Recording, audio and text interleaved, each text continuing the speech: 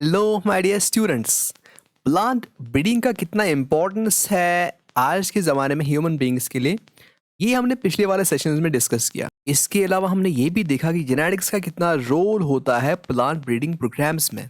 अब बारी आ जाती है प्लांट ब्रीडिंग मेथडोलॉजी की, यानी वो कौन सा प्रोसेस है जिसके थ्रू हम प्लांट ब्रीडिंग प्रोग्राम्स को एग्जीक्यूट कर सकते हैं। आज हम ब्रीफली पढ़ेंगे इसी प्रोसेस के बारे में। तो आज का जो हमारा टॉपिक होगा वो होगा overview of the basic steps in plant breeding.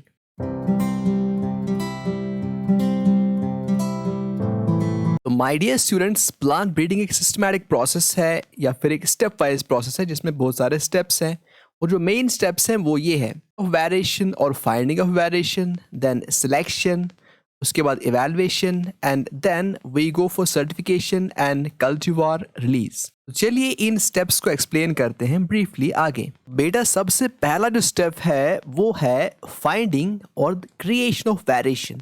Plant breeding program को एग्जीक्यूट करने के लिए जेनेटिक वेरिएशन का होना ज़रूरी है, और सिर्फ सिंपल जेनेटिक वेरिएशन ही नहीं बल्कि डिजायर्ड जेनेटिक वेरिएशन। जो प्लांट ब्रीडिंग प्रोग्राम है उसके जो ऑब्जेक्टिव्स हैं उसके बेसिस पे आपको वेरिएशन ढूंढनी है। मतलब कहने का ये है कि अगर आपको प्लांट ब्रीडिंग प्रोसेस के जरिए एक ऐसा प्लांट चाहिए का यील्ड हाई हो, मतलब एक हाई यील्डिंग प्लांट आपको चाहिए, और उसके साथ साथ आप ये भी चाहते हैं कि ये डिजीज रेजिस्टेंट प्लांट हो, ऐसे प्लांट को वजूद में लाने के लिए आपके पास ऐसे जीन्स भी अवेलेबल होने चाहिए जो रेस्पॉन्सिबल हो for high yield and disease resistance. अगर ऐसे जीन्स या ऐसी जेनेटिक वेरिएशन आपके पास ऑलरेडी मौजूद है तो well and good, plant breeding program start कर सकते हैं। बट इन केस आपके पास ऐसे जीन्स या ऐसी जेनेटिक वेरिएशन अवेलेबल नहीं हो तो उस सूरत में आपको ऐसी जेनेटिक वेरिएशन पैदा करनी है। इसी प्रोसेस को हम बोलते हैं क्रिएशन ऑफ जेनेटिक वेरिएशन। तो ऐसे जेनेटिक वेरिएशन आप बहुत तरीकों से क्रिएट कर सकते हैं, जैसे हाइब्रिडाइजेशन के थ्रू या फिर म्यूटेशन या पॉलीप्लाइडी के थ्रू। ये सारे टॉपिक्स जैसे हाइब्रिडाइजेशन हुआ या फिर म्यूटेशन हुआ या फिर पॉलीप्लाइडी ब्रीडिंग हुआ, ये हम आगे पढ़ेंगे। इस वक्त हमें ये याद रखना है कि प्लांट ब्रीडिंग प्रोग्राम अगर हमें एग्जीक्यूट करना हो तो उसके लिए सबसे जो नेसेसरी चीज़ है वो है वेरिएशन। तो ये ऑलरेडी अवेलेबल हो सकती है या फिर हम ये क्रिएट कर सकते हैं। तो ये तो हुआ पहला स्टेप। चलते हैं थोड़ा आगे दूसरे स्टेप की तरफ जिसका नाम है सिलेक्शन। पिछले वाले स्टेप में हमने जेनेटिक वेरिएशन क्रिएट की या फिर ढूंढ ली, उसी की वजह से हमारे पास बहुत सारे प्लांट्स आए या फिर बहुत सारे वेरिएंट्स आए। अब इन प्लांट्स में डिफरेंट जीन कॉम्बिनेशंस हैं, और डिफरेंट जीन कॉम्बिनेशंस की वजह से इनमें डिफरेंट ट्रेट कॉम्बिनेशंस हैं। यानी हमारे पास कुछ ऐसे प्लांट्स हैं जो सिर्फ हाई यील्डिंग है, वो डिजीज रेजिस्टेंट नहीं है, that means they are disease susceptible. ऐसे ही कुछ प्लांट्स ऐसे हैं जो डिजीज रेजिस्टेंट तो हैं लेकिन उनका यील्ड कम है, यानी वो हाई यील्डिंग नहीं है।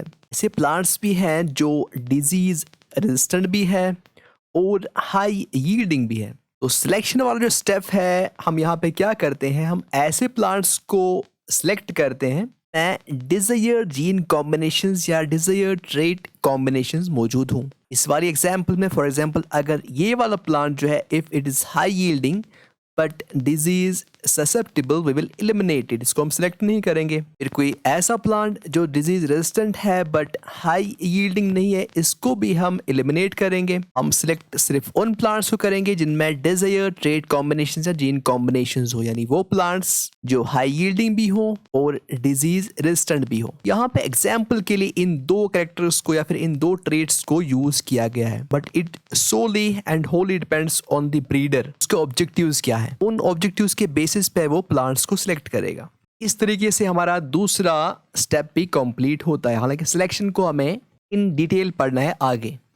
उसके बाद हमारा तीसरा स्टेप आता है विच इज इवैल्यूएशन। पिछले स्टेप में जो आपने प्लांट्स को सिलेक्ट किया, अगर आपको याद हो तो उनका जो फिनोटाइप है वो सिर्फ जीन्स पे डिपेंड नहीं करता, मतलब वो सिर्फ जीनोटाइप पे डिपेंड नहीं करता, बल्कि उसमें और एक कंपोनेंट भी होता है, उसका कंट्रीब्यूशन भी होता है, जिसे हम बोलते हैं एनवायरनमेंट। इवैल्यूएशन में हम ये इंश्योर करते हैं कि जो वेरिएशन है या जो फिनोटाइप है इन प्लांट्स में is wholly and solely attributed to genotype. Evaluation हम कैसे करते हैं, हम इन सिलेक्टेड प्लांट्स को एक ही सीजन में नहीं बल्कि मल्टीपल सीजन्स में ग्रो करते हैं। एक साल ग्रो किया, फिर दूसरे साल भी ग्रो किया, फिर तीसरे साल भी ग्रो किया, और वो प्लांट्स जो अपने डिजायर्ड कैरेक्टर्स या फिर कैरेक्टर ट्रेट्स से नहीं, उनको हम आगे सेलेक्ट करते हैं। और मुख्तलिफ सीजन्स में ही हम इनको कल्टिवेट नहीं करते, बल्कि हम इनको डिफरेंट लोकेशंस पे कल्टिवेट करते हैं। लोकेशन 1, लोकेशन 2, ऐसी बहुत सारे लोकेशंस पे हम इनको कल्टिवेट करते हैं।